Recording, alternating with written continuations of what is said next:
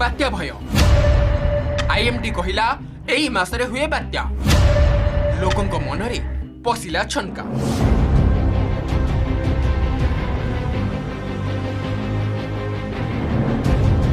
मे मासरे ओडिशा को बात्या भय। बात्यार ना शुणिबा मात्रे उपकूलवर्ती लोकंक मनरे पशिलानी छनका। आईएमडी डीजी मृत्युंजय महापात्र देथिबा मंतव्य को संभाव्य बात्यार देउछि संकेत। आईएमडी रो आकलन अनुसार एई सप्ताह ही आसीपारे साइक्लोन। मे 6 तारिख बेलू दक्षिण अंडमान सागर में सृष्टि होई पारे लघुचाप क्षेत्र। जदि यह लघुचाप बात्यार रूप निए तेबे ओडिशा उपर यार प्रभाव पड़ी पारे बोली कहा जायछि।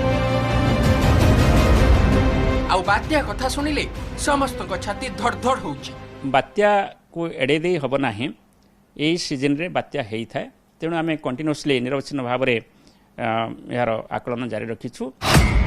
बात्या केउ उपकूल छुईब, यार प्रभाव केते रहिबो, ओडिशा उपरे प्रभाव पकाइबो कि बात्या?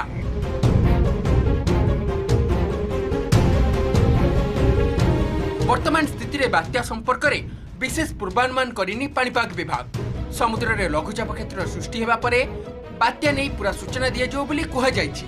किंतु मे मास बात्या पई अनुकूल थिबारु एबे समस्त चिंतारे, कारण अनेक समय रे देखा जायछि मे मासर ही लघुचाप साइक्लोनिक किंबा सिवियर साइक्लोनिक रूप नै पारे।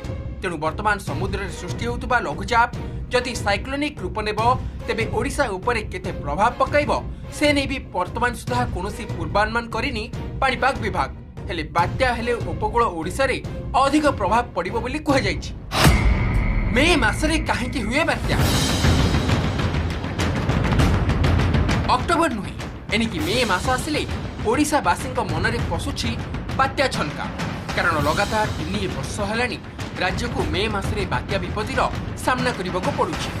बंगोपसागर और अरब सागर में प्रतिवर्ष 2टी ऋतुरे बात्या सृष्टि हुए, गोटे एप्रिल जून और अन्यटी अक्टोबर डिसेम्बर। 2019 मे 3 रे बात्या फनी पुरी और खोर्धा जिला को खिनभिन कर देइथिला। 1999 महाबात्या परे यह थिला ओडिशा पई द्वितीय शक्तिशाली बात्या।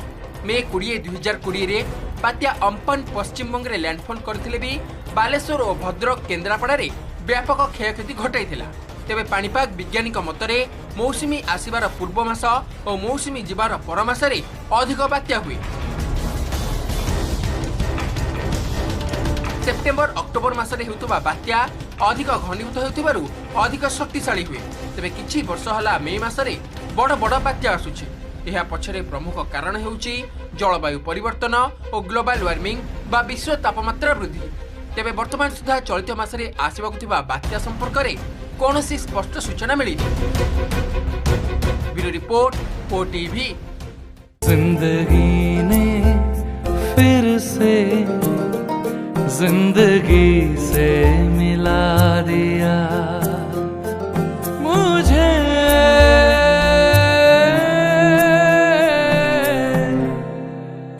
साई सबुरी हॉस्पिटल बालकाटी भुवनेश्वर।